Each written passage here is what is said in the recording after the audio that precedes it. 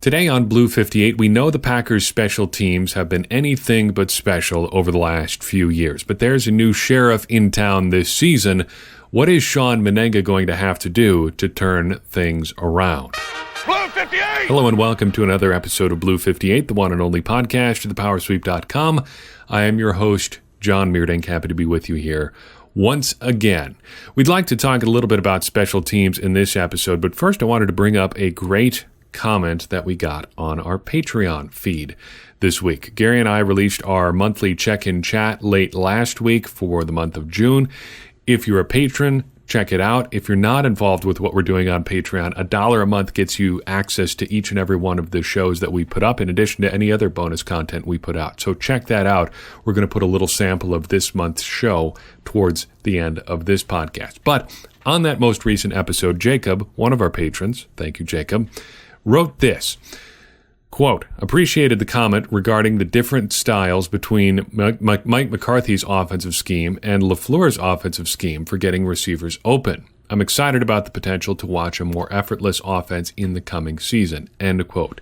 The last part of Jacob's comment there really jumps out to me, describing an effortless offense this season.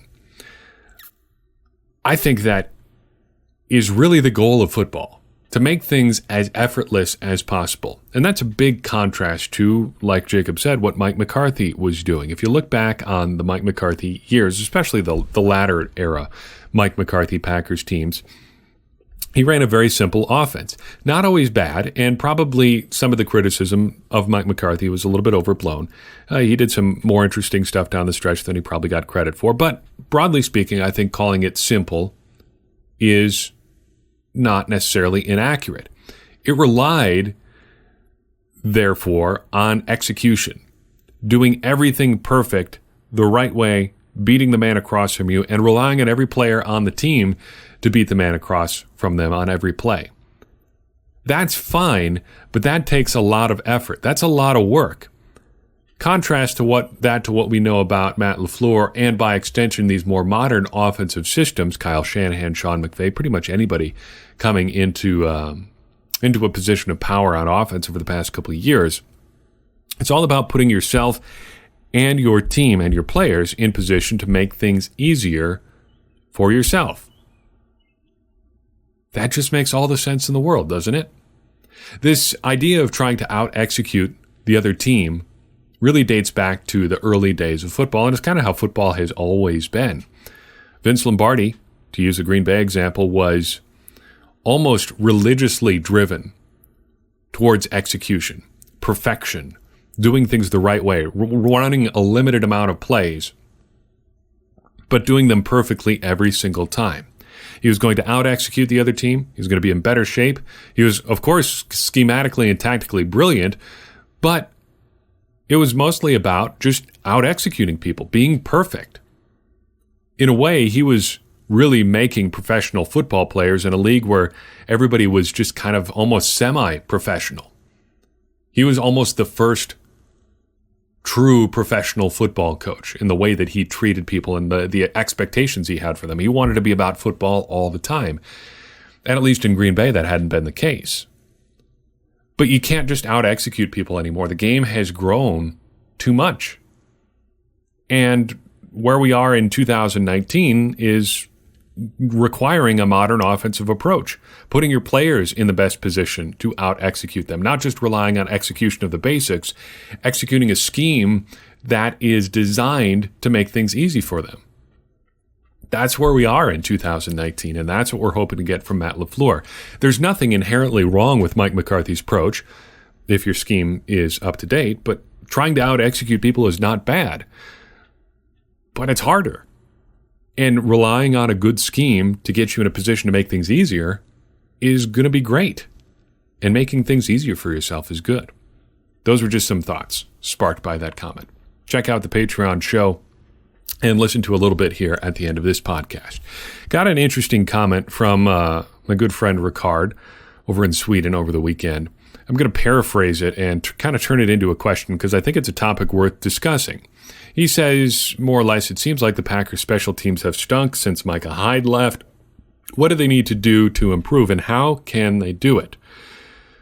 It's a fair question because the Packers have not been good on special teams, even when Micah Hyde was around. So he leaves after the 2016 season. It wasn't a great run for the Packers for quite some time.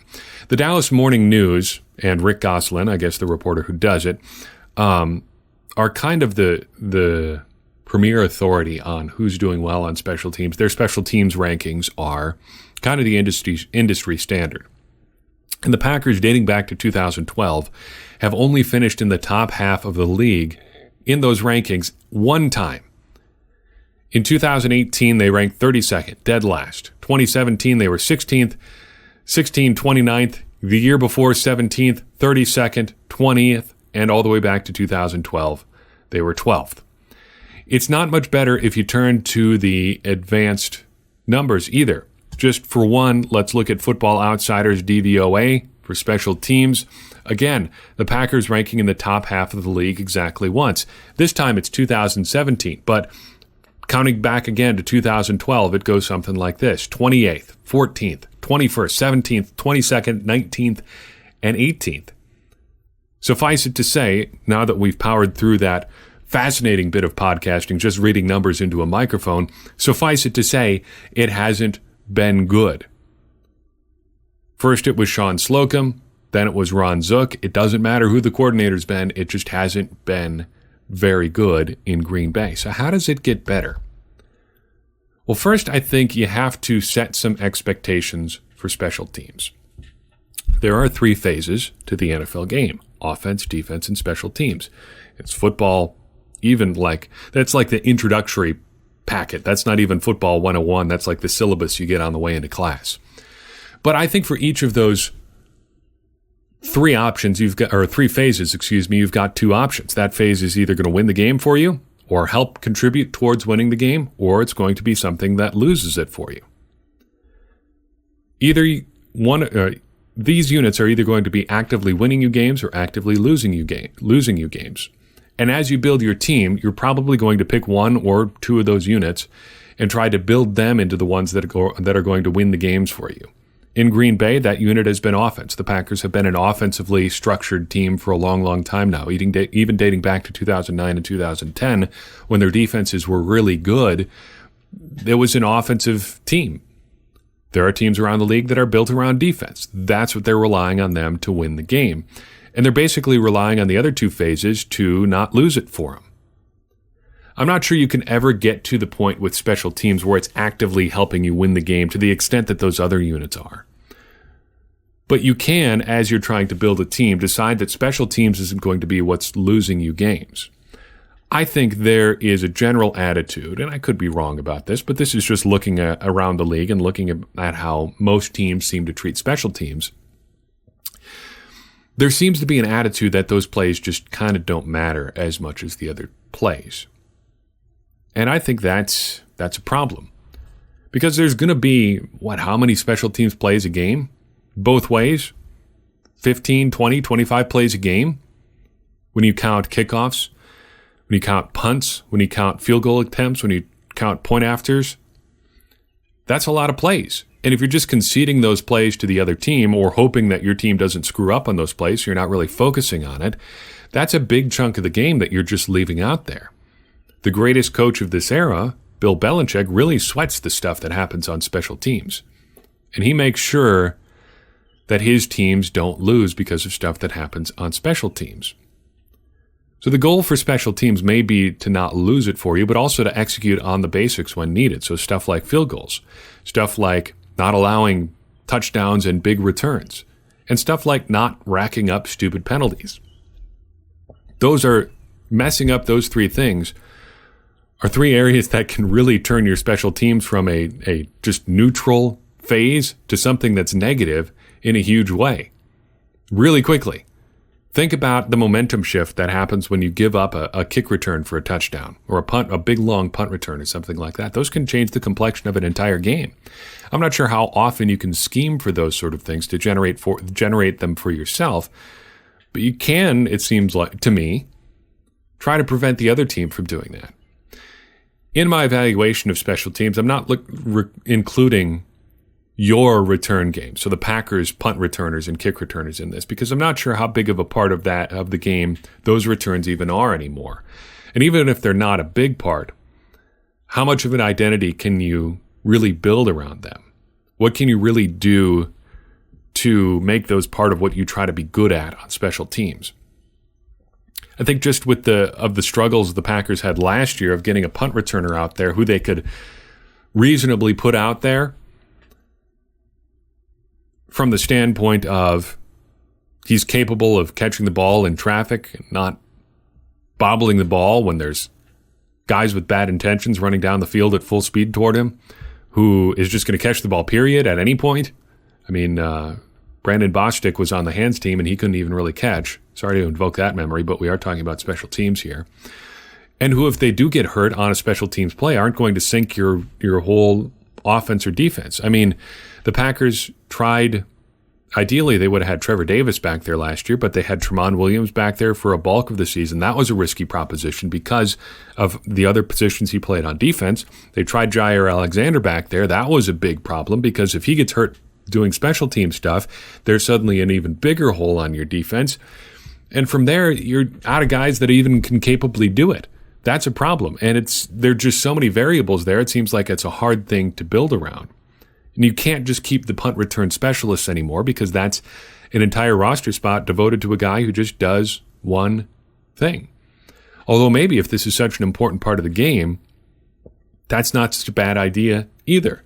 If you've got a punt returner who can also be like a punt gunner or a kickoff gunner or something like that, maybe that's worth a roster spot instead of keeping like a ninth offensive lineman or something like that. I don't know. For the purposes of our exercises, though, we're going to talk about things like field goals, things like preventing big returns and avoiding penalties. So let's look at those three things here. First, before we look at the future, let's look at the past. How did the Packers do on those three areas when it came to not losing games for their team in 2018?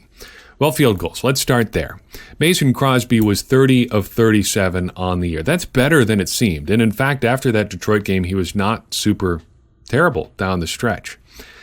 But on the whole, it wasn't great last year, and it really hasn't been super great for a couple years. Some of that's out of his control, especially in 2017. But in 2018, he had a holder that he worked with the entire year. He had a long snapper he worked with the entire year. They may not have been perfect, but they were there together, and they had 37 attempts.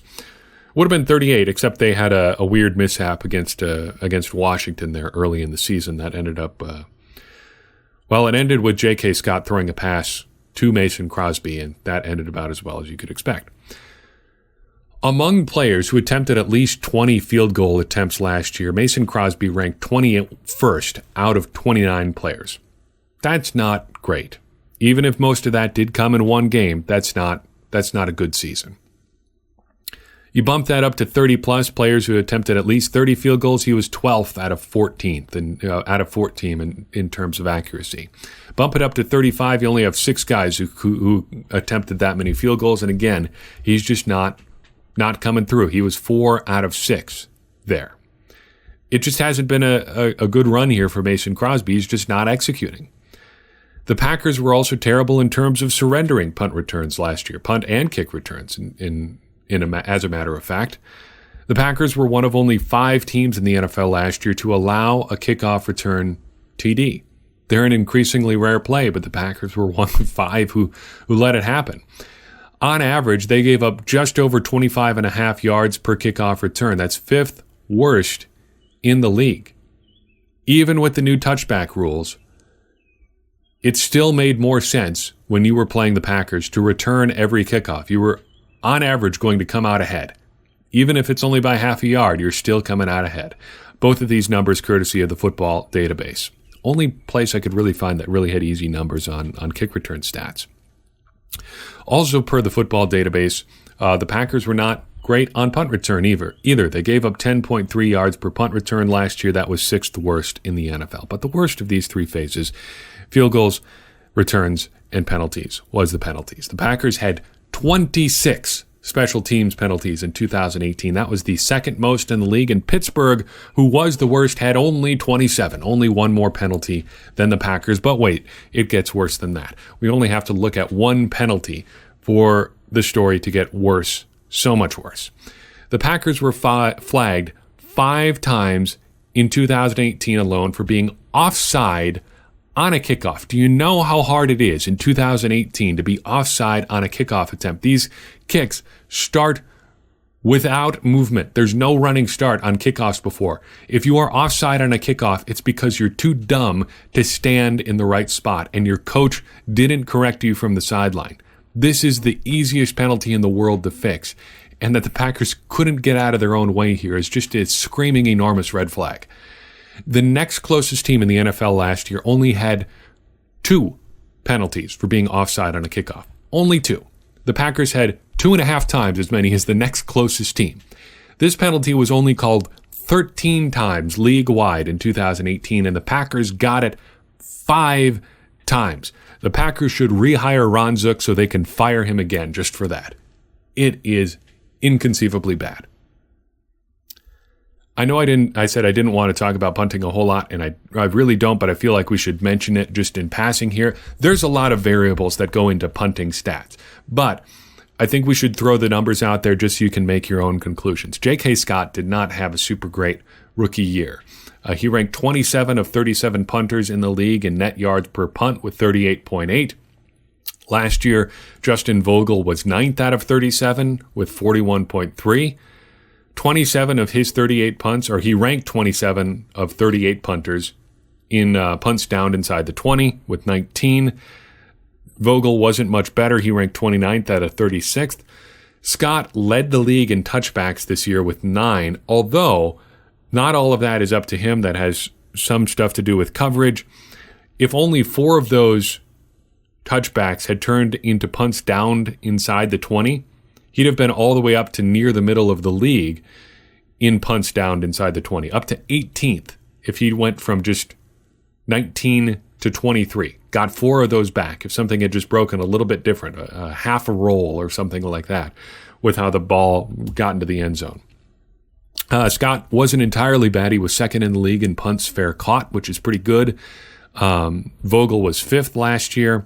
He was just 26th of 37 punters in the league in punts returned with 20. He only allowed 20 returns last year. Vogel had 29 punts returned last year. Take all that information for what you will. It was kind of an inconsistent year. Some of it was out of his control. And the Packers haven't really made any overtures towards replacing him right now. That could change. So the bigger question here, how do you fix all this stuff? Well, I think you start with the penalties. And Shawn Mennenga seems to have that part locked down. He said in his introductory press conference, quote, "We're going to beat them over the head with what the rules are," end quote. Instant improvement there. Hopefully everybody knows the rules going forward. The coverage issue, that's the second biggest one here, other than Mason Crosby just kicking more consistently, is harder to solve, I think, unless you are a high-level special teams coach, which I am not. I don't know a straightforward solution here, but I do know it wouldn't hurt to have your best cover people available. Trevor Davis was among the leaders in special teams tackles in 2017, but he only played 2 games in 2018. Having him around, or having a guy like him around for all 16 games, would be a big plus. Just consistency in general on special teams would be a plus. Health overall will help with that. If the Packers can stay healthier, I bet their special teams improves a little bit too. And returners. Returners are the ultimate don't lose this for us kind of position as far as special teams go, for reasons that we explained earlier. Just look at punt return. You've got some issues there. If the Packers can't figure out a guy who can consistently do it for them, I don't see their punt return game improving a whole lot in 2019. The bigger question here is, who is the guy fixing all this? We spent a little bit of time when he was hired talking about Shawn Mennenga, so let's review some of that here. He spent 2018 coaching at Vanderbilt. Prior to that, he spent 2011 through 2017 coaching with the Cleveland Browns as a special teams assistant. He had a bunch of college jobs before that. What's important to know about Shawn Mennenga is he's from the Dave Taub School of Special Teams. Taub works for the Kansas City Chiefs. He is widely considered one of, if not the preeminent special teams coach in the NFL. And the guy who Shawn Mennenga worked under in Cleveland, Chris Tabor, worked under Dave Taub in Chicago. What makes Taub so good? Well, if you look up anything about him, Everyone raves about just his ability to connect with people, to come up with unique solutions to problems. It's tough to figure out exactly what those solutions are because I haven't really seen anybody who's done a deep, authoritative dive on what exactly Dave Taub does with his scheming, but he does seem like a creative special teams coach. The one thing that you can find people talking about with Dave Taub is one play in particular. And you will remember this play because it was infuriating to watch on TV while also being really, really cool. In 2011, the Packers played the Chicago Bears in Chicago. This was during Devin Hester's late sort of heyday period. And the Chicago Bears came up with the greatest punt return trick play I think I've ever seen. They studied the Packers' tendencies as far as punting. They knew that within a certain down and distance or certain field position, they like to punt a certain way. And they managed to fake a return with Devin Hester while having Johnny Knox run to the other side of the field the punt with nobody around, and stroll down the field with one blocker and the Packers punter in front of him and waltz in for a touchdown. It got called back because of kind of a phantom holding call, but it was just an incredible fake. Aaron Rodgers said at the time it was the most incredible play he had ever seen in 7 years. Greg Jennings said it was the best play he had ever seen. Quote, "That was not a fluke. That was not by luck. That was by design." End quote. And Dave Taub is the guy who came up with it. Shawn Mennenga is on his coaching tree. So if you figure you got to go to one of the best to get this figured out, Dave Taub is in the school that is pretty widely considered to be one of the best. It seems like the Packers are in better special teams hands than they've been in a while. And just having a special teams unit that isn't actively making the Packers worse would be a huge improvement in 2019. They can't get any worse than they were last year because they ranked at the very bottom of the league. It seems like they can only go up from here. That's all I've got for you on this episode, but don't turn off your podcast app yet. I'm going to play you part of our Patreon monthly check-in chat. Gary and I talked about the 6 players this year that have the most on the line in 2019. I'll play you a section of that here, and then we'll just let the podcast end there. So you know the spiel I give at the end of every show. Check us out on Patreon. Check us out on social media. Reach out if you've got any questions or thoughts or stuff you'd like us to talk about. I'll turn it over to these 2 esteemed hosts, myself and Gary, and just kind of let them talk it out from here. And then we'll have some music at the end, and the show will be over. But thanks so much for listening. We'll be back later this week for another episode of Blue 58. Thanks for listening. Cue the music that introduces the other show that we do.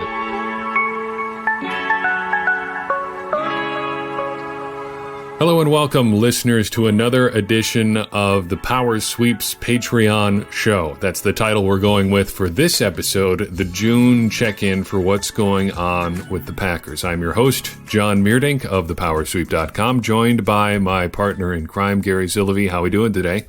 Doing great, John. Good to be with you. Is it indeed a great day to be great? I don't know. I think I'm going to mix it up today. It's just fine. I'm fine.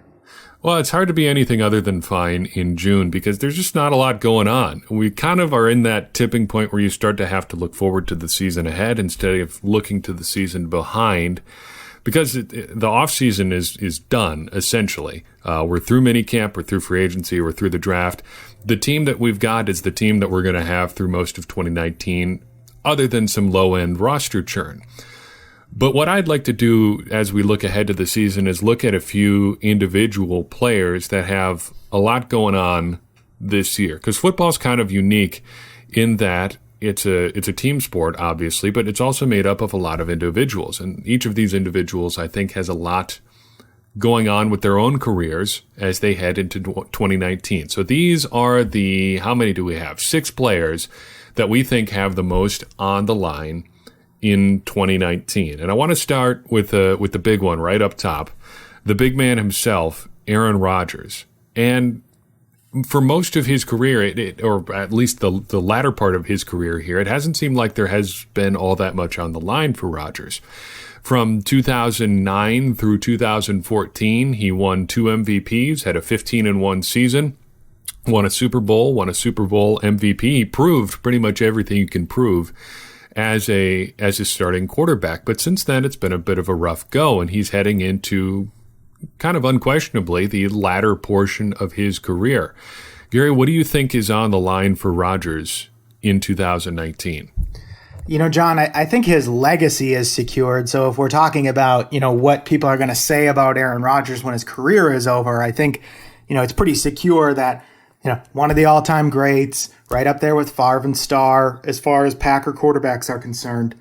But this is the part of his career where we learn how much of his success and personal, greatness is attributed to him as a quarterback versus his relationship with Mike McCarthy and their collaborative environment. Now, right now, it's really hard to say that McCarthy and Rodgers were, the reason that they were successful, because I think everybody's in a McCarthy's the worst mood right now.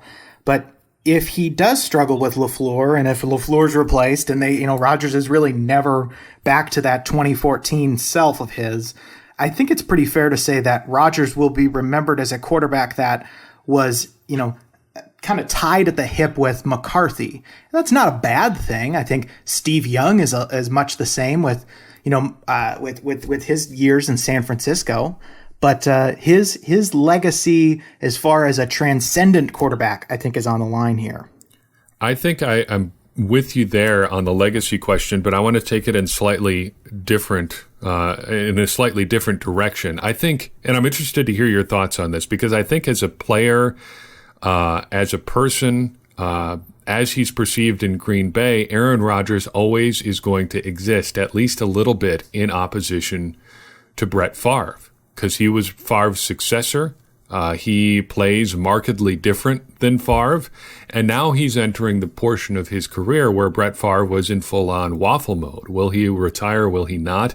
How will he handle the conclusion of his tenure in Green Bay? Those are all things that kind of defined the latter portion of Favre's career. So I think what's on the line for Rodgers is kind of as we enter the beginning of the end for him, however long that end might be, we've got to look at how he handles aging as a quarterback and the ultimate end of his career, as opposed to how Brett Favre handled it, because I don't think Favre could have handled it much worse as far as the ultimate ending to his time in both Green Bay and the NFL. I don't know if you recall the fake Wrangler Nike commercial that came out. It would have been like 2008 or so. Oh yeah. It was a parody of the LeBron James "What Should I Do" commercial. But that brought up a whole bunch of stuff about Favre that was pretty ugly about the end of his career. The exit from Green Bay, the whole Jen Sturger incident in New York, which was, I think if that happened in 2019, it wouldn't have been just a minor scandal. It would have been like, we need to cancel everything about Brett Favre that's ever happened. And then his move to Minnesota and the ultimate end there. Rodgers is very conscious, I think, of how Favre handled the exit there, and I think he wants to avoid being perceived the same way. What do you think of that?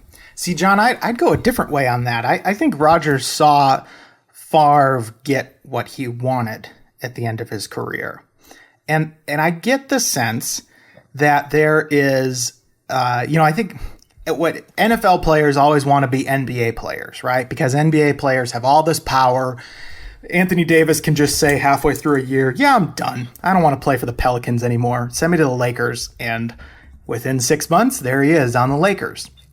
And to some degree, I wonder if Rodgers is going to take that, at some point, whenever the Packers decide to bring in the next Aaron Rodgers, or they draft a quarterback high, or they decide that they're going to, maybe Deshaun Kaiser blows up in preseason this year.